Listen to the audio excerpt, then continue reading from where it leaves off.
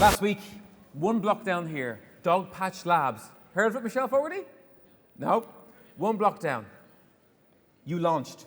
Sunday Business Post described this launch, Steve, as a Taylor Swift concert. Kelly's been trying to get tickets. We can't get them. In demand, right? Diane invited me. I went to the launch. I was a few minutes late, right? I was at the very back of the room. All the action was up on stage, and I listened to the content, listened to the stories, and the content stopped. I knew I had to turn to the person beside me, and there was one guy standing right beside me. And I had to kind of break the ice. So they're talking about ethics, and they're talking about safeguarding humanity with the advancement of AI, Kira. I turned to the guy beside me. I said, I better break the ice. Little joke. And I said, it will never work. I got that response. That's exactly the response I got. And he says, I'm Matthew. I said, I'm Rob. I said, who are you with? He goes, I'm with OpenAI. I said, right, what do you do? He goes, I'm the head of cybersecurity. I said, I hope the fuck it works. Anyway, good to see you. Thank you so much for joining us. It's wonderful to be here. I heard that story from Matt, and he said, I don't know about this Rob guy. You're 100% right. You're 100%. You're not the first. You ain't the first. So, let's get to it. How are you using ChatGPT within your HR function? I'm going to actually throw this back to the audience for just a second so that I can kind of get a little bit of context. Could you raise your hand if you've used ChatGPT in any capacity? Okay.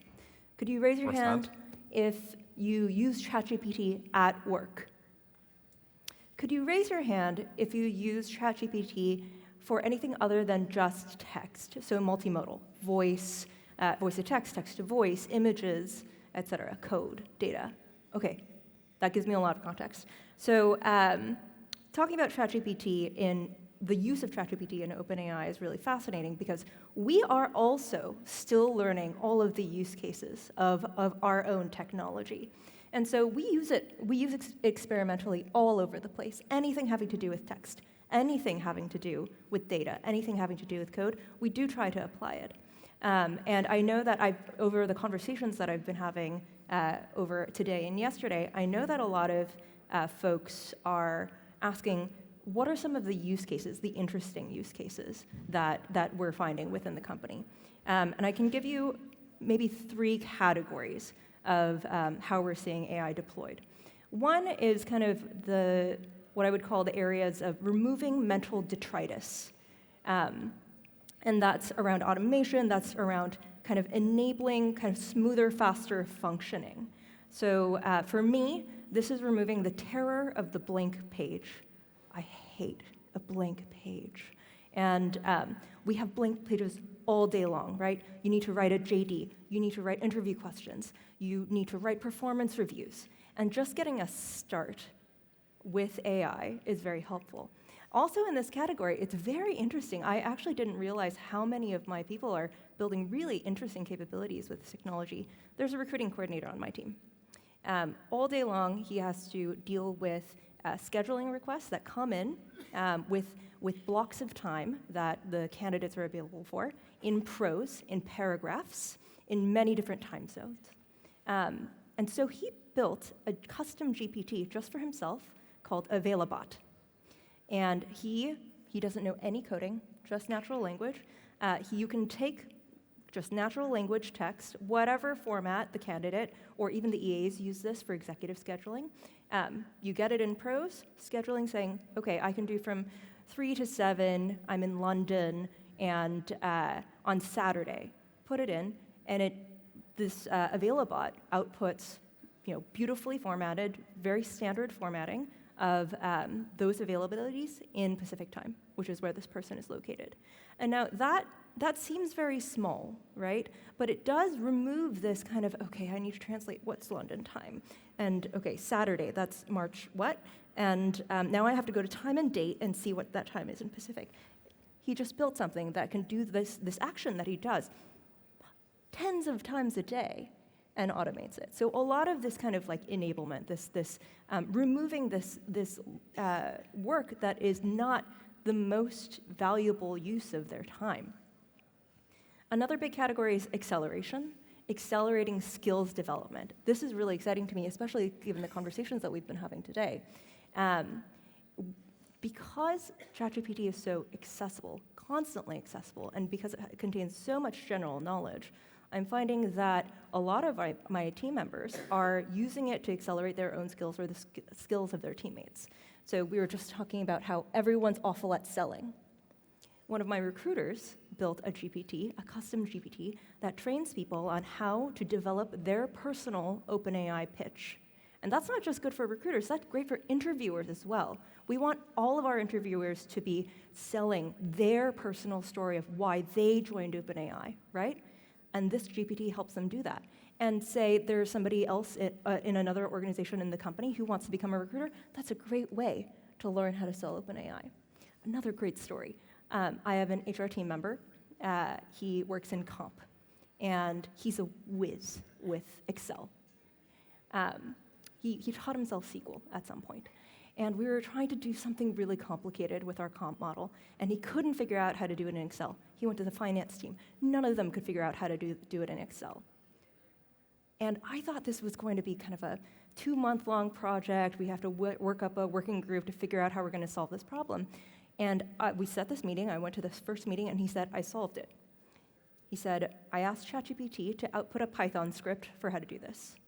And then I asked ChatGPT to explain to me what every single line of this Python script is doing. And then I asked ChatGPT to teach me how to run this Python script. And then he checked with a software engineer, keep a human in the loop, and then he ran it, and it did the thing, right? So it is suddenly turning my folks, people in HR who have no coding skills, into software engineers. He's kind of continued this study, and he's kind of teaching himself Python by applying this kind of work to everyday problems. So incredible amounts of skills acceleration, just honing in on that curiosity. And lastly, the way that we're seeing AI used a lot in the company is actually not through our first-party product, ChatGPT, but through third-party products. So in products that we use in our day-to-day, Lattice, they are partnered with us using our API. Lattice is a company that provides performance reviews and engagement surveys. They've just announced that they are implementing AI into their systems to help you analyze the outcomes of your engagement surveys, to help you take all of the notes from your one-on-ones that are already in Lattice and all the feedback that you've captured throughout the year in Lattice and output a first draft of your performance review. We just implemented Ashby. They have a beta product. You can search the candidates in your database in natural language for something like, I want all of the software engineers that we have interviewed in the last 5 years who have both Python and C++ skills, and they scored an interview score of more than 3 on average. And Ashby can give you that from the candidates in your database. And so those are really kind of the use cases that we're seeing. It's both kind of internal, like individual-driven, as well as kind of day-to-day, kind of in the environment that we're already working in. And I find it's not very sensitive. You can just give it an order. You don't have to talk around. Yeah, you don't things. really have to be nice to it. I do try to say thanks to it just to keep in the habit, but Yeah, no, I've been trained with with the Google Home. It would say thank you after asking about what's Siri. the animal of the day. Exactly Yeah. that. Can I bring you back to the second point you mentioned, Diane, about it helping your recruiters sell? Like, how could it give personalized information? And where's the warmth? Where's the human touch? Where's the personalization in something so ubiquitous? Where's the personalization in something so ubiquitous? I think that really comes from prompting. I think that comes from, it is a very general system right now, but I think where the technology is headed is further and further personalization. We just announced that we're providing more memory so that ChatGPT can kind of pick up on your style, pick up on your preferences, pick up on the things that you tend to ask for. And so it can start to become a little bit more embedded into the things that you care about, the things that you tend to ask, the things that you tend to be curious about. And that's where a lot of this technology is headed, I think. Interesting. You mentioned skills. So I get the hard skills, right? I get the coding, right? I understand that and I can make sense of that. How are you thinking about the two conversations that we had earlier? Leadership skills for the use of AI and the soft skills that need to complement AI. How do you think about that in OpenAI? The leadership skills and the soft skills, I think it all comes down to our mission, right? Our mission is, our why is very clear to us. It's to create safe artificial general intelligence that benefits all of humanity. Benefits all of humanity, does not replace humanity. Our purpose is to create technologies that allow us to be more human, that take away the kinds of work that could be done by robots, that you don't find fulfilling probably, that is not your true purpose, that does not allow you to flourish, and let us do some more of that human work. So leadership is a great example of that. How I relate to each of the individuals on my team, you can do some of that, right? You can maybe generate meeting agendas, but that level of detail, that human touch, that is not replicable with this technology. And so a lot of the leadership skills that we think about are around like true engagement, understanding an individual's motivations. And that's a really important thing at OpenAI because a huge part of our culture is ownership and agency. And you can't get that from unless you understand a person's motivations very deeply. So kind of that almost psychological work of what is going to motivate you, what do you truly care about, and how can we align that work, the work that you need to do, to those motivations so that you can do the best, most creative work of your life. A lot of language you've used just there, right, that I see mirrored in NASA. A lot of smart people with a really lofty purpose and mission. Am I right? Very, very similar. Some of the smartest minds in the world in both organizations. And unpacking this with Anne and our colleagues over the year, like what I've come to understand, what I perceive to be some of your secret sauce, is actually the moments between the moments and what happens between the people, as we spoke about. And your ability for very smart people to collaborate.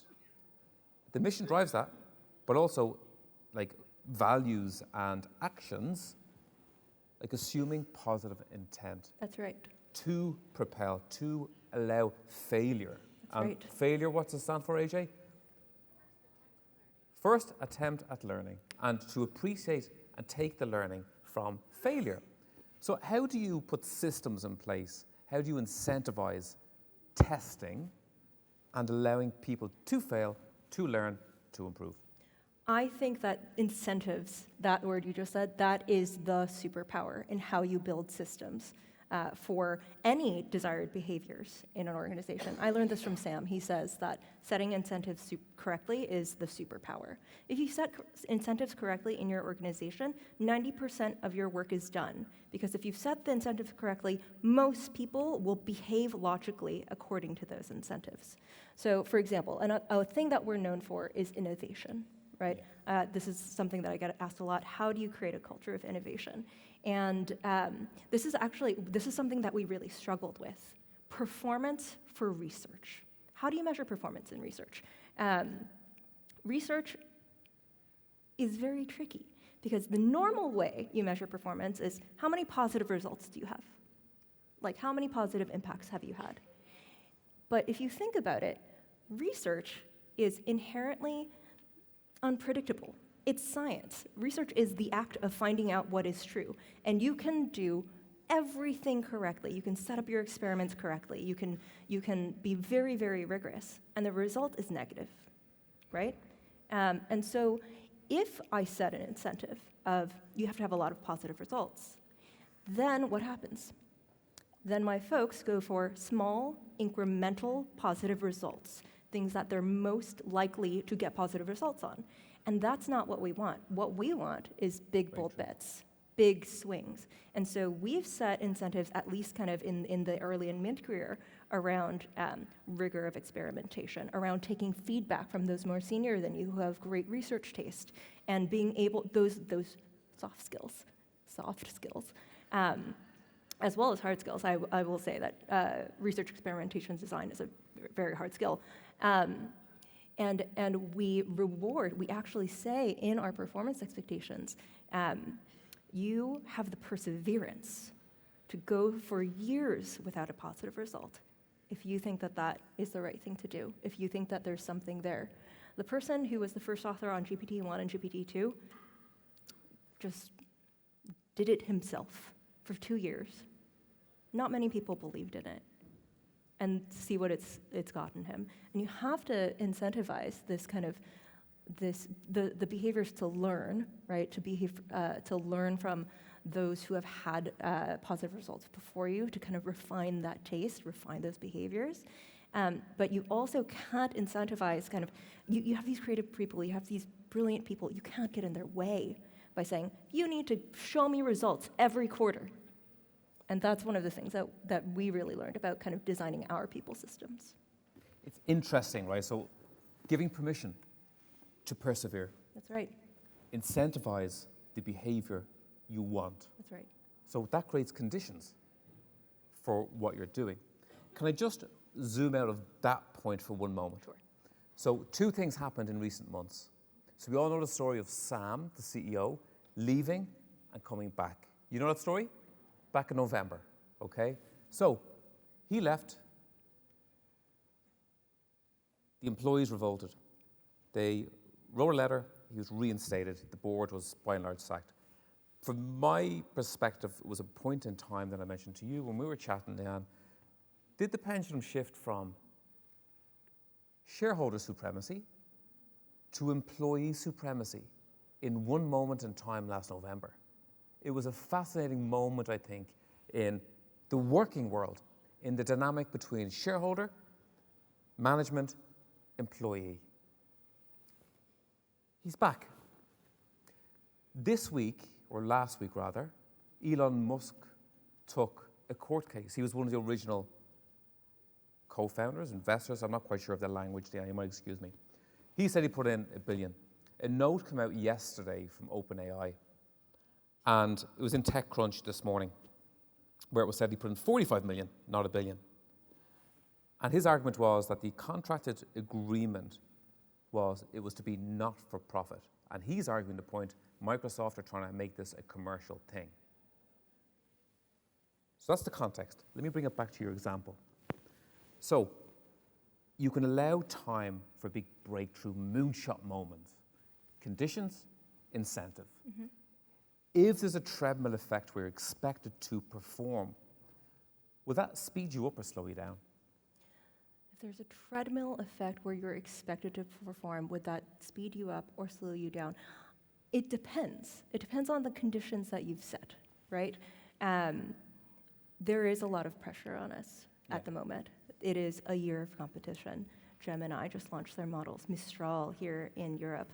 And Anthropic just came out with new Claude models as well.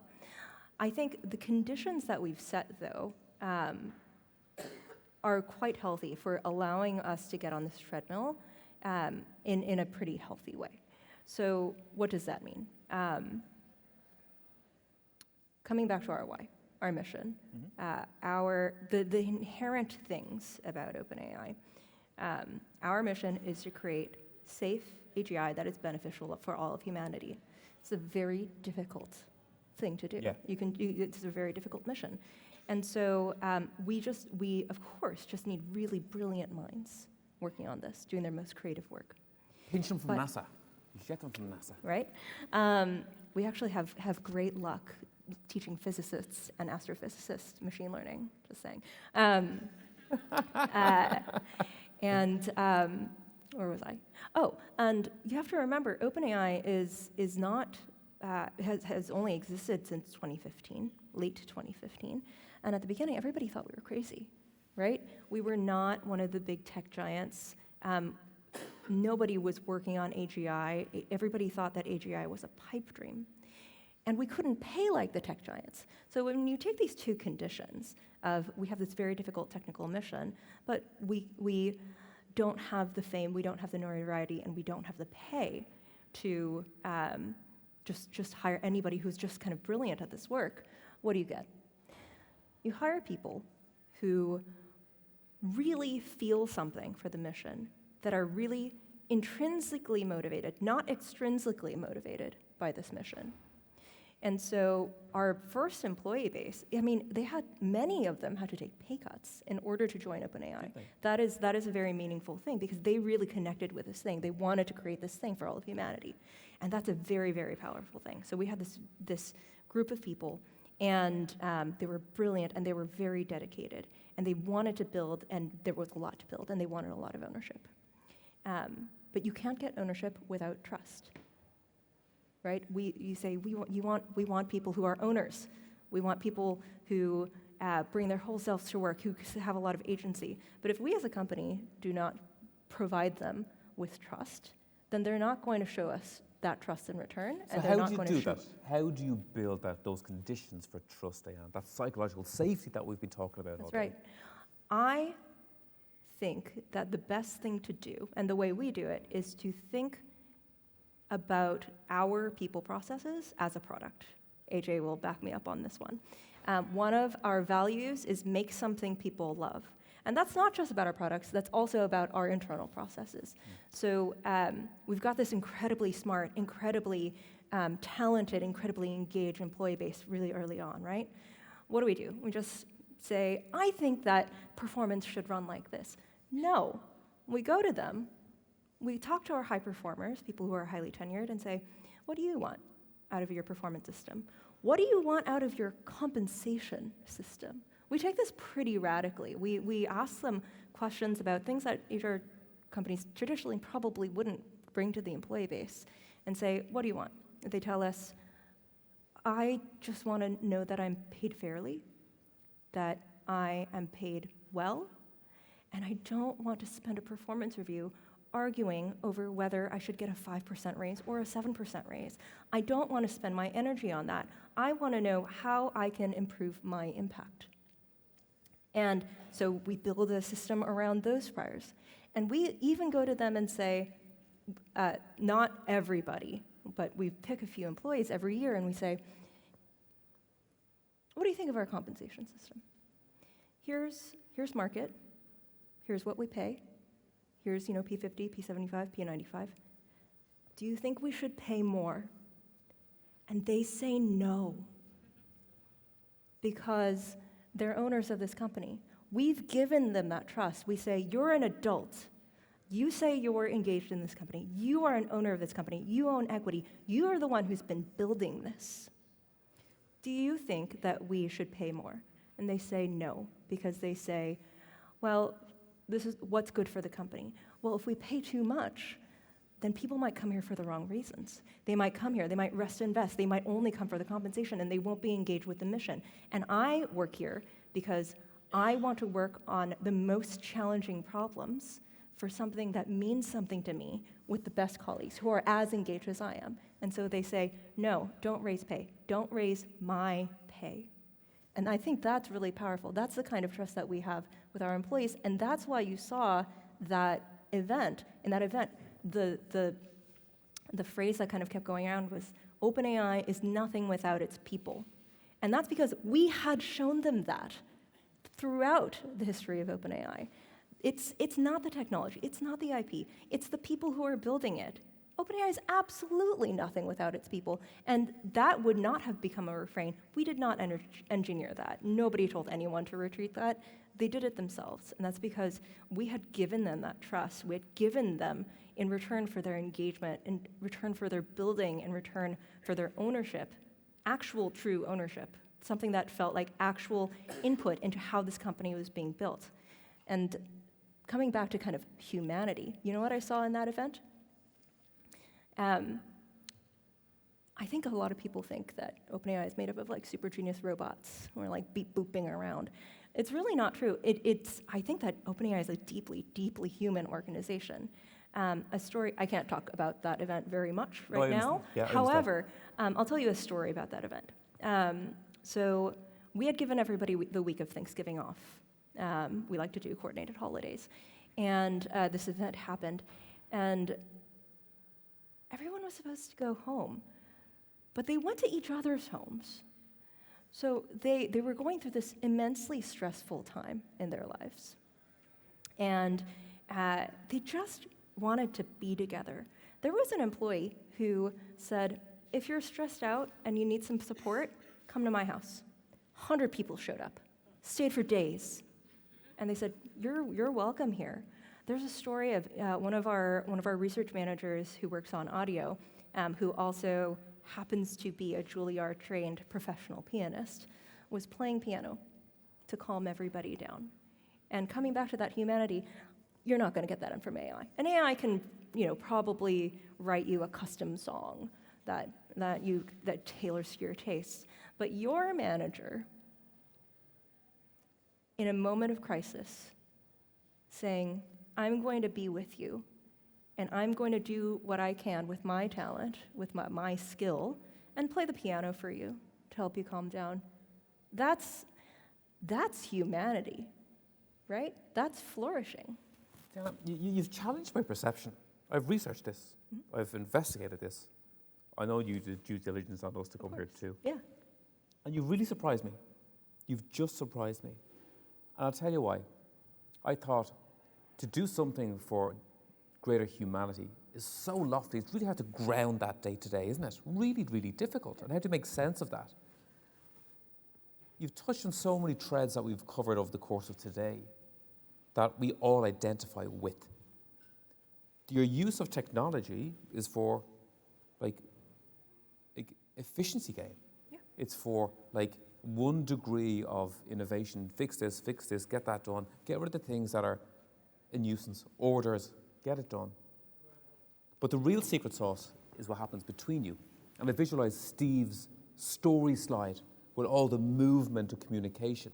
And the way you describe it, the feedback loop, the stories that are possibly told daily, the small stories that are told daily, the action that's taken to innovate, the story of your pianist to support, to help, to care. They're moments, they're human moments, they're moments that happen between us. And ultimately, what I'm feeling and what I'm listening from the conversation is that they feel like founders. Those moments make them behave and feel like founders of the organization. And you've unlocked some superpower within that. I mean, I'm very proud of the organization we've built. And a lot of it is bottom up. All I've been saying is hire people who believe in your why, who have the skills to apply, and then treat them like adults. Just treat them like adults. I feel like a lot of HR life sometimes is just treating people as if they are children, as if they need rules to live by. And honestly, I think that if you find that why, find those skills, find that match, set up your incentives in such a way that if you behave logically, you'll be rewarded. That's how you create ownership. That's how you make founders. And it also comes from the top. That's where the effective leadership comes in. The thing about Sam is, if you talk to anyone about Sam, he is a master delegator. He is kind of the ultimate jack of all trades, master of none. And he gives, and this is where trust comes in, he gives massive trust. He says, Diane, you be the people person. You be the people expert. I'm not good at this. I don't need to be good at this. You can be good at this, and you own it. And he does this with everything. He trusts the experts around him. And that is, I think, one of the things that makes him very unique among kind of some of the tech CEOs is that he surrounds himself with experts. He knows that he's not the expert. He has that humility that we've been talking about, and he listens.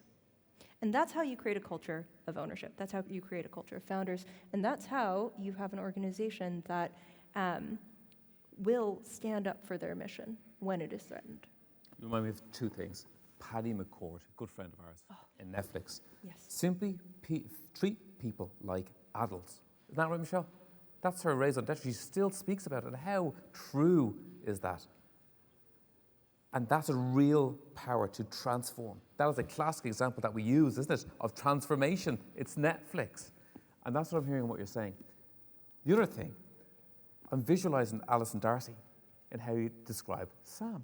Yeah.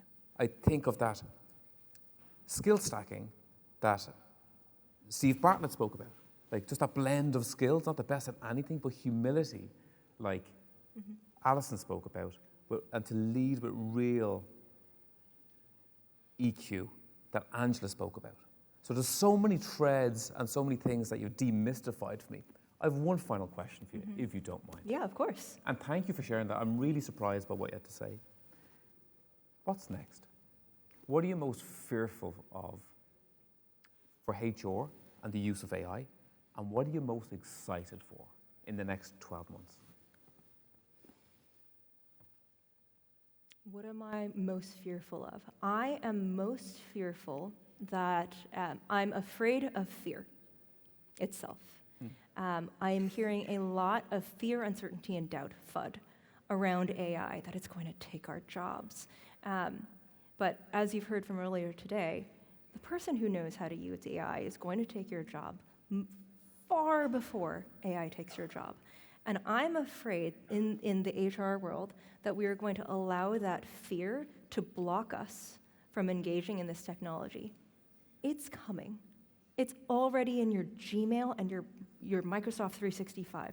It's there already. You're already using AI. And it's our responsibility as people who are responsible for the development of our people to invest in their skills, right? And I'm very afraid that kind of AI seems really scary, and AI seems like it seems really techy, and I can't really wrap my mind around how it works. And I've implemented Workday, and it was really hard. Maybe it's going to be really hard to learn this too. And I'm afraid that all of that fear, uncertainty, and doubt is going to slow us down from teaching our individuals how to use this technology and be ahead of the wave of AI development. And I think we really, really need to do that. Because I do think that this is going to be an essential skill. And there's so much to gain in our world from this technology. And what are you excited about? What am I excited about? I am excited about the further acceleration of this work, about the capabilities that are coming down the pipe. I can't tell you about them. I'm sorry, my comms team would kill me. But you just have to kind of look at what happens in the last year. November of 2022, released ChatGPT.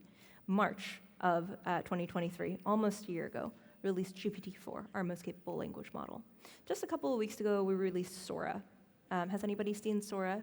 It's our video model. So you put in text, a text prompt, like a beautiful peacock that is walking through a gorgeous Zen garden in autumn, and it will create up to 60-second video clips. Very realistic, or not realistic if you want them. It depends on the prompt you want. And you can just see from the difference between GPT-4 and Sora how much is coming down the pipe, how much the capabilities of these technology is coming. And that kind of connects to my fear. There's more coming. These systems are only going to become more capable. These technologies, don't let them pass you by. ChatGPT is only really a year old. You can get in front of it. You're not already behind.